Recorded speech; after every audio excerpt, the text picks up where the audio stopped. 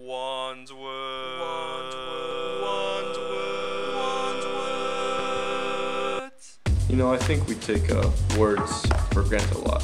One thing that really bothers me is that when I can't find like the right words to describe things. Like I want to say, I feel so angry or happy or sad, just isn't the right degree of it. The English language has approximately 1 million right now, and of course, no one can really learn them all. But there are a couple of interesting and very key ones that can help us define little things that we previously thought were undescribable. For example, corrigible is a pretty interesting word. It means capable of being corrected or fixed. Now, the reason I chose this word is because people usually say correctable, and they refer to any problem that can be fixed. But correctable isn't actually grammatically correct. Corrigibilis would be the root. It was from the 15th century Latin, and it means correct. And then able, of course, means able.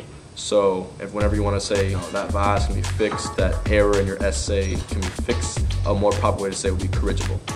Jargon is a pretty funny word. It refers to the vocabulary peculiar to a particular situation, trade, or profession. Words that you could say but aren't necessarily needed. Alright, John. According to these tests, you seem to have an intracerebral granula around the subdural region, and multiple thrombosis were found in your retrocystal cavities. Apart from that, we found a pulmonary embolism. So before your heart reaches tachycardia, we're going to give you 30 milligrams of sublingual succinylcholine. You're going to die pretty soon. The word jargle comes from the root gargle. Gargle. It actually implies a kind of confusing metatonic sound. It's not really needed, so that's why jargon is used the way it is. Euphemism is a term we use when you want to replace a harsh or blunt or offensive expression and replace it with a milder one. Well, I don't know what to tell you. You eat in my studio, Pringles all over the place, crumbs all over your face, you're getting an F. Instead of saying, that is a load of crap. I could say, Mr. Stanley, you should really rethink your actions. This is very unfair.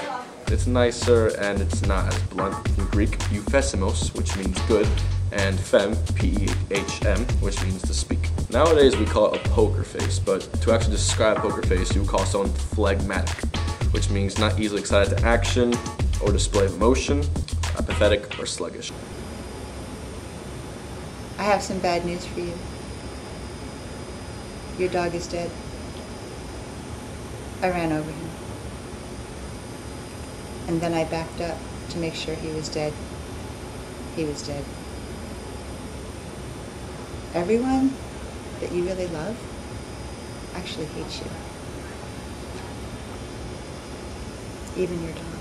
So if you're telling someone, hey, you have cancer, and they don't really react to it, his house is on fire, and he's just kind of sitting there, you can say that they are pretty phlegmatic. And that root phlegm actually means flame, from the Greek word phlegma. It just shows you how weird language is. So there's a few words for you that we defined today, and one bonus for you is the word barbecue. It comes from the Haitian word barbacoa, which means a framework of sticks. Of course, if you don't care about words, you can just not watch this video.